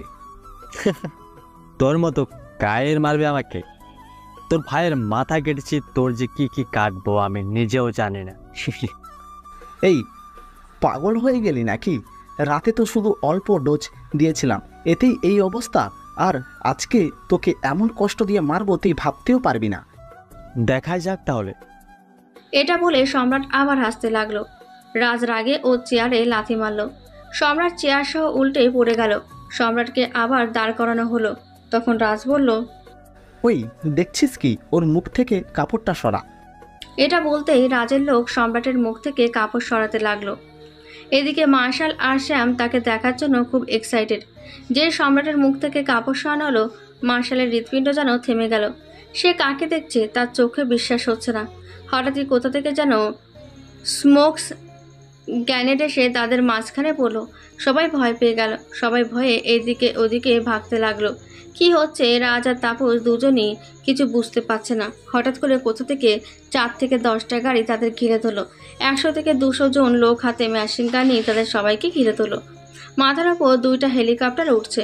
রাজ কিছু বুঝতে পারছে না কি হচ্ছে এসব। তাপস হাঁ করে দাঁড়িয়ে আছে। মার্শাল আর শ্যাম যেন শক খেয়ে বোবা হয়ে গেছে। প্রিয়া আর জান্নাত তারাও কিছু বুঝতে পারছে না। গাড়ি থেকে একটা ছেলে এসে সম্রাটের বাঁধন খুলে দেয়। ছেলেটি বলে, বস চলেন, এদের কি করব, খতম করে দিব? না না, অনেক হিসেব বাকি আছে। তখন রাজ বলে, ওই কে রে তুই? সম্রাট রাগী চোখে তাদের দিকে তাকায় আর বলে, আমি কে জানলে তোদের দাঁড়িয়ে থাকার মতো অবস্থা থাকবে না। রাজ, তাপস, তোদের অনেক হিসাব বাকি আছে। মনে কর তোদের খারাপ দিন শুরু। আর এই যে মিস্টার মার্শাল, এদিকে আসুন। সম্রাটের মুখ থেকে মার্শালের নাম শুনে রাজ ও তাপস সবাই অবাক হয়ে গেল। মার্শাল সম্রাটের কাছে যেতেই বলা শুরু করলো, আমি জানি তুই এখানে কেন, আর তুই কে এরা জানে না। আর জানলে হয়তো এদের পায়ের নিচে থেকে মাটি সরে যেতে পারে। তাহলে আমিই বলি, সবাই শুনুন। জানেন ইনি কে? বিশ্বের টপ মাফিয়া কিং মার্শাল। এর থেকে আর কিছু বলার নেই। আর একটা কথা সবাইকে বলে রাখি, আমি এখন সময় দিচ্ছি, ভালো হয়ে যাও, না হলে তোমাদের কি হবে তা তোমরা নিজেরা বিশ্বাস করতে পারবে না। তোমরা মনে মনে ভাবছো এই সাধারণ একটা ছেলে তোমাদের কি করবে। আমি কে সেটা মার্শালের কাছ থেকে জেনে নেব। 15 দিনের সময় দিচ্ছে। এই শহরে মাফিয়ার সব কাজ বন্ধ করে দাও, না হলে। সম্রাট এই কথা বলে হাসতে হাসতে চলে গেল। সবাই অবাক হয়ে আছে। রাজ আর তাপস বিশ্বাস করতে পারছে না হচ্ছে কি এসব। শহরের পুলিশি প্রশাসন ভয়ে থমকে আছে, কি করবে বুঝতে পারছে না, কারণ তারা বুঝতে পারছে না হচ্ছে কি এসব। একদিকে শহরে এত বড় মাফিয়ার আগমন, তাও তাদের সামনে দাঁড়িয়ে আছে। তার মধ্যে সামান্য একটা ছেলে মার্শাল সহ সবাইকে ওয়ার্নিং দিয়ে গেছে কিছু একটা বড় বিপদ আসতে চলেছে। তারা আন্দাজ করতে পারছে। হঠাৎ করে তাপস এসে মার্শালের সামনে চেয়ারে এনে দিয়ে বলল, স্যার প্লিজ এইখানে বসুন। আর আপনি এখানে আসছেন আমাদের আগে কেন বলেননি? হ্যাঁ স্যার বলুন, কি হয়েছে? আর আপনি এইভাবে এইখানে কেন? আর ছেলেটি বাকে স্যার প্লিজ বলুন। আর আপনি এত ভয় পাচ্ছেন কেন? আপনি তো এত বড় মাফিয়া, তাহলে ভয় পাচ্ছেন কেন? কে এই ছেলে বলেন প্লিজ। মার্শাল রাগী চোখে রাজের দিকে তাকালো। রাজ ভয়ে এক পা পিছিয়ে গেল। তারপর শ্যাম এসে রাজকে বলল, আপনারা প্লিজ একটু দূরে গিয়ে দাঁড়ান আর একটু জল আনেন মার্শাল স্যারের জন্য। তখন রাজ এক গ্লাস জল এনে মার্শাল স্যারকে দিল। এক চুমুকে জলটা খেয়ে একটা বড় নিঃশ্বাস নিয়ে মার্শাল বলা শুরু করলো, তোমরা জানতে চাও কে এই ছেলে? তাহলে শুধু একটাই কথা বলো, তোমাদের কাল বুঝতে পারলে না তো? সবাই আমার কথা একটু মন দিয়ে শুনবেন। যাকে তোমরা এখানে তুলে এনেছিলে, যাকে মারার জন্য এই সব ব্যবস্থা করছিলে, জানেন তিনি কে? তিনি আর কেউ না, তিনি হলেন মাফিয়া ওয়ার্ল্ডের রাজা, দ্য কিং অফ মাফিয়া, সম্রাট সরকার, যার কোড নাম এসএস কিং। মার্শালের মুখ থেকে এসএস কিং এর নাম শুনে সবাই দুই কদম পিছিয়ে গেল।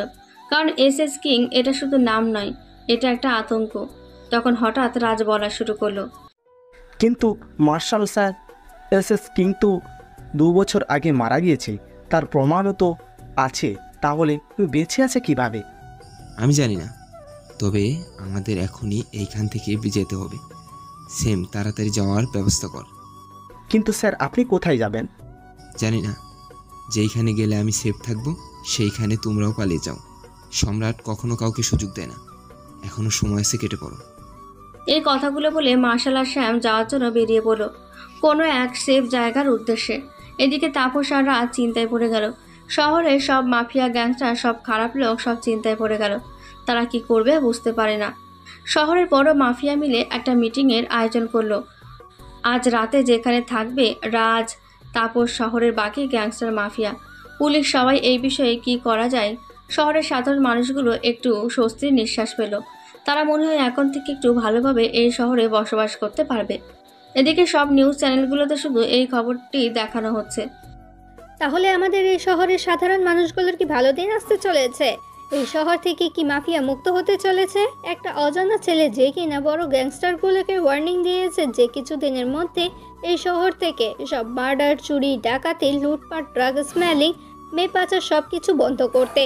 তা না করলে তারা বেঘরে মারা পড়বে। এটা তার ওয়ার্নিং। যে শহরে রাজ আর তাপসের আদেশ ছাড়া একটা পিঁপড়াও মারা যায় না, আজ তাদের সামনে তাদের ওয়ার্নিং দিয়ে তাদের চুপ করে দিয়েছে। হে কি এই ছেলে, যে কিনা সাধারণ ছেলে নাকি অন্য কেউ? আমরা এই বিষয়ে সব কিছু আপনাদের আপডেট করতে থাকবো। নিউজ টিভি থেকে আমি রোদেয়া, দেখা হচ্ছে পরের খবরে। রাজ আর তাপস তারা দুজনে একসঙ্গে টিভিতে খবর দেখছিল। এই খবর শুনে রাগে তাপস টিভি এক আছাড় মেরে ভেঙে ফেলে। সে রাগে ফন করছে। কি আর করবে, তাদেরও কিছু করার নেই। একদিকে ভালোই হয়েছে, এই গ্যাংস্টার যে কিনা একে অপরের জানে দুশ্মন ছিল, আজ তারা সম্রাটের জন্য এক হয়েছে। সেই পুরনো 2 বন্ধু এক হয়েছে। এদেরও অনেক কাহিনী, এটা না হয় অন্য একদিন বলবো। বিকেল পেরিয়ে রাত হয়ে গেল। রাজের বাড়িতে সবাই এসে হাজির হলো। সবাইকে একটা ঘরে নিয়ে যাওয়া হলো, যেখানে আগে থেকেই রাজ আর তাপস বসে আছে। তাদের দুজনকে একসাথে দেখে সবাই একটু শক খেলো। তাদের মধ্যে একজন মাফিয়া বলতে লাগলো, বস আপনারা দুইজন একসাথে ভালো লাগলো, তাহলে বস আমরা কি করব? তারপর রাজ বলা শুরু করলো, এখন আমাদের সাথে থাকতে হবে, হলে হবে না। বসের মানে কি করতে চাইছেন? ওই ছেলেটা মানে কিং সম্রাট আমাদের ওয়ার্নিং দিয়েছে যে এই শহর থেকে চলে যেতে। ওর কারণে আমাদের এখন শহরে কেউ ভয় পাচ্ছে না। আমরা যদি ওর সাথে লড়াই করতে যাই তাহলে আমাদের সবাইকে এক হতে হবে। কিন্তু বস ও তো এত বড় মাফিয়া, আমাদের কি ওর সাথে পাঙ্গা নেওয়া ঠিক হবে? ঠিক হবে কি না আমি জানি না। ও আমার ভাইকে মেরেছে, আমি ওকে ছাড়বো না। মার্শাল বস আমাদের সাহায্য করবে, ও ভয়ে পালিয়ে গেছে, কিন্তু আমি এই শহর ছেড়ে যাচ্ছি না। এটা আমার শহর, এই শহরে আমরা এতদিন ধরে রাজ করে এসেছি আর ভবিষ্যতেও করব। তাপস বলা শুরু করলো। রাজ ঠিকই বলছে, আমার আর রাজের মধ্যে অনেক বছর ধরে দুশ্মনী রয়েছে, কিন্তু এখন আমাদের এক হতে হবে যদি এই শহরে টিকতে হয়। ও কোনো সাধারণ মানুষ নয়, ওকে মারতে গেলে বুদ্ধি শক্তি দুটোই লাগবে। আমাদের রাডারে যত লোক আছে পুরো দেশ থেকে সব নিয়ে আয়, তারপর ওই শালাকে দেখছি। ঠিক আছে বস, কাজ হয়েছে। মনে হচ্ছে এই শহরে খুনের বন্যা বইতে চলেছে। কে বাঁচবে কে মরবে সেটা তো সময় বলে দেবে।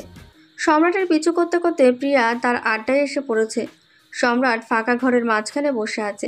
প্রিয়া তাকে বাইরে থেকে জানলা দিয়ে দেখছে।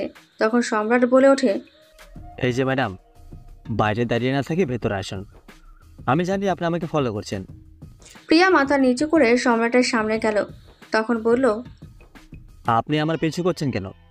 আমি জানি আপনি আমাকে বাঁচানোর জন্য অনেক চেষ্টা করছেন, সেটার জন্য ধন্যবাদ। এখন বলুন পিছা কেন করছেন? অ্যাকচুয়ালি আমি আপনাকে আমি কি আমি করছেন? ভালো করে স্পষ্ট করে বলুন। I love you. সম্রাট কি বলবে বুঝে উঠতে পারছে না। তার ভালোবাসার নামটা শুনলে মাথা ঠিক থাকে না, কিন্তু এটা তো আর প্রিয়া জানে না। তাও বলল, হ্যাঁ, আপনার মাথা ঠিক আছে তো? আমি আপনাকে চিনি না, জানি না, আর আপনি আমাকে চিনেন না। একদিনের দেখাতে যদি ভালোবাসা হয়ে যেত তাহলে তো হতোই। সরি, আমি আপনাকে ভালোবাসতে পারবো না। দেখুন, আপনি তো আমাকে প্রপোজ করেছিলেন, তাহলে এখন না বলছেন কেন? আমি আপনাকে কখন বললাম যে আমি আপনাকে ভালোবাসি? কিছুদিন আগেই না বললেন? আমি জানি না ওই কয়েকটা দিন কি হয়েছে, আমার কিছু মনে নেই। আর যদি আমি আপনাকে বলে থাকি তাহলে ভুলে যান। আপনি নিশ্চয় হয়তো জেনে গেছেন আমি কে। আমি চাই না আমার সাথে থেকে আপনার জীবনটা খারাপ হোক। প্লিজ আপনি চলে যান। সম্রাটের কথা শুনে প্রিয়া এক জায়গায় ঠাই হয়ে দাঁড়িয়ে আছে, কোনো কথাই বলছে না। তখন ধমক দিয়ে বলল, আপনার কি কথা কানে যায় না? এই কে আছিস? এই মেয়েটাকে বাইরে নিয়ে যা। যখন সম্রাটের লোক প্রিয়াকে বাইরে নিয়ে যাচ্ছিল তখন প্রিয়া বলল, এই যে মিস্টার কিং, সম্রাট, আপনি হতে পারেন বড় মাফিয়া, কিন্তু আমিও এই শহরের কোটিপতির মেয়ে। শুনে রাখুন, আমার কথা হলো, ভালো যখন আপনাকে বেসেছি, বিয়ে আমি আপনাকেই করব। এই কথা বলে প্রিয়া চলে গেল। সম্রাট মনে মনে ভাবছে, এই মেয়ে কি বলে গেল? বিয়ে আমাকে করবে, অ্যাসেস কিংকে বিয়ে? কিন্তু মেয়েটা কি সত্যি আমাকে ভালোবাসে? সম্রাটের ভাবনার অবসান ঘটল তার কাছের লোক রফিকের ডাকে। ভাই, মার্শাল আর্ট সেম এই দেশ ছেড়ে পালিয়ে গেছে। রাজ আর তাপস আপনাকে মারার জন্য প্ল্যান করতেছে। মার্শাল পালিয়ে যাবে কোথায়? ওর সাথে আমার অনেক হিসাব বাকি আছে। আগে এদিকটা দেখিনি। রাজ আর তাপসের মনে হয় জানে ভয় নেই। এদের ওয়ার্নিং দিলাম, তাও তারা গুরুত্ব দিল না। ভাই, ওরা আপনাকে কালকে ব্যাস 40 এ মারা প্ল্যান করতেছে। আসতে দিন এদেরকে, কালকে সব কটাকে দেখে নেব। সব কিছু রেডি কর। ঠিক আছে ভাই। রাত পেরিয়ে সকাল হলো। রাজ আর তাপস তাদের দলবল নিয়ে বেস 45 এসে পুরো বেস তারা ঘেরাও করে দিল। বেসের মেন গেট তারা বোম দিয়ে উড়িয়ে ভেতরে প্রবেশ করলো। গিয়ে দেখলো একটা চেয়ারে সম্রাট একলা বসে আছে, তার কাছে কোনো অস্ত্র নেই। তখন রাজ বলল, কিরে, তুই কি ভেবেছিস আমার ভাইকে মেরে আমাদের ভয় দেখিয়ে এই শহর থেকে আমাদের তাড়াবি? দেখ, চারপাশে হাজার হাজার গ্যাংস্টার তোকে মারার এইখানে এসেছে, আর তুই এখানে একা বসে আছিস। ভাবছিলাম তোকে মারা অনেক কঠিন হবে, কিন্তু দেখি এত অনেক সোজা। জঙ্গলের সিংহ সবসময় একাই শিকার করে। ভাবছিলাম তোদের শোধরানোর একটা সুযোগ দে, কিন্তু কুত্তার লেজ কখনো সোজা হয় না। তোরাও কুত্তার লেজের মতোই। কিন্তু আজ আর বাঁচতে পারবি না, তোদের মেরে শহর থেকে মাফিয়া মুক্ত করবো আমি। এই তোরা দেখিস কি, মার শালাকে খতম করে দে। সম্রাটকে মারতে 10 থেকে 20 জন হাতের দাও নিয়ে এগিয়ে আসে। সম্রাট এখনো ওই চেয়ারে বসে আছে। যখনই একটা লোক সম্রাটকে দাও দিয়ে কোপ দিতে যাবে, তখনই সে চেয়ার থেকে লাফ দিয়ে লোকটার পেছনে চলে যায়। এক ঘুষিতে লোকটা এক জায়গাতেই খতম। তারপর বাকি 19 জনকেও একেবারে খতম করে দিল। এর দিকে তাপস উটকিতে চিৎকার দিয়ে উঠল, সবাই ফায়ার করো। ওদের মধ্যে একটা লোক বলল, কিন্তু বস আপনাদেরও তো গুলি লাগতে পারে। যেটা বলছি সেটা করো। তারপর তারা তাপসের কথাই বেধুম গোলাবাড়ি করতে লাগলো। বেসের ভেতর যা ছিল সব তছনছ হয়ে গেল। ঘরের ভেতর শুধু ধোঁয়া আর ধোঁয়া, কিচ্ছু দেখা যাচ্ছে না। তারপর হঠাৎ গোলাবাড়ি থেমে গেল। কিরে তোরা গোলাবাড়ি কেন থামালি? কিন্তু ওপাশ থেকে কোনো শব্দ নেই। তাপস আর চেঁচিয়ে চেঁচিয়ে ওদের ডাকছে, কিন্তু কোনো শব্দ নেই। কোনো শব্দ না পাওয়াতে তাপস বাইরে বের হয়ে দেখে তাদের সব লোক মাটিতে লুটিয়ে আছে। কিরে, অবাক হচ্ছে যে ওদের কেউ বেঁচে নেই। এবার তোরা দুইজন আর বাঁচবি না। প্লিজ ভাই, আমাদের মাফ করে দিন। আমরা এই শহর কেন, এই দেশ ছেড়ে চলে যাব। আমি একবারই সুযোগ দিই, সেই সুযোগ তোরা কাজে লাগাসনি। এখন মর। এই বলে ওদের গুলি করে দেয়। রাজ আর তাপস ওখানেই খতম। রাজ আর তাপসের মৃত্যুর খবর শুনে পুরো আন্ডারওয়ার্ল্ড কেঁপে যায়। তার থেকে আরও বড় ঝটকা খায় এসএস কিং ফিরে এসেছে। পুরো দুনিয়ার মাফিয়া ভয়ে কেঁপে ওঠে। তারা জানে যারা যারা সম্রাটের এই অবস্থা করেছে তাদের আর রেহাই নেই। এদিকে কলকাতায় অ্যানাউন্স করে দেওয়া হলো যে এই শহরে আর কোনো মাফিয়া রাজ থাকবে না। সবাই এখন সাধারণ জীবনযাপন করতে পারবে। শহরে যত ছোট বড় মাফিয়া ছিল তারা নয়তো পালিয়ে গেল, নয়তো পুলিশের কাছে আত্মসমর্পণ করলো। আজ একটা নতুন সকাল এই শহরে। সেই সকালে সম্রাট টিভি চ্যানেলে ব্রডকাস্ট করছে, আমি সম্রাট, দ্য কিং অফ সম্রাট। আজ থেকে এই শহরে কোনো মাফিয়া রাজ থাকবে না। আর যদি কোনো মাফিয়া এখানে রাজ করতে আসে তাহলে তাকে এখানেই কবর দেওয়া হবে। আপনারা এখন শান্তিতে জীবনযাপন করতে পারবেন, কোনো সমস্যা নেই। আর যদি কোনো সমস্যা হয় আমাকে বলবেন, আমি সব সময় আপনাদের পাশে আছি। আমি এখন আসি, আমার অনেক কাজ বাকি আছে।